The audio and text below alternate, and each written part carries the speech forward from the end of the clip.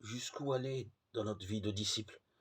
Cette vie nous insiste à recomposer nos liens sociaux et familiaux. Elle inclut la confiance en Jésus, anéanti sur la croix. La marche à sa suite n'est pas toujours une promenade, c'est surtout l'imitation du don total de Jésus.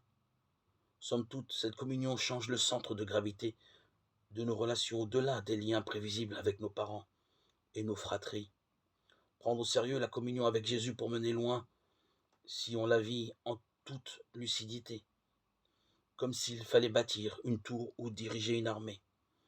Nous vivons en disciples quand nous faisons passer la communion avec Jésus avant plusieurs autres priorités. Cette communion ouvre la porte à des générosités inattendues. En fait foi la demande de Paul à son ami croyant Philémon.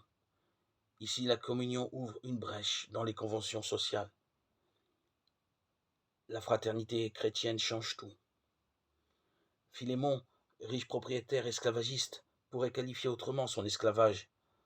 Onésime, récemment baptisé par Paul. Devant ce nouveau frère dans la foi, Philémon peut abandonner sa rigueur juridique pour un comportement plus constructif. Des frontières sont abolies dans la fraternité et la communion. Philémon peut renoncer à son droit légal de punir son esclave en fuite, devenu disciple comme lui. Il est invité à renouveler ses relations en accueillant cette invitation comme un don de l'esprit, chargé de la sagesse venue de Dieu.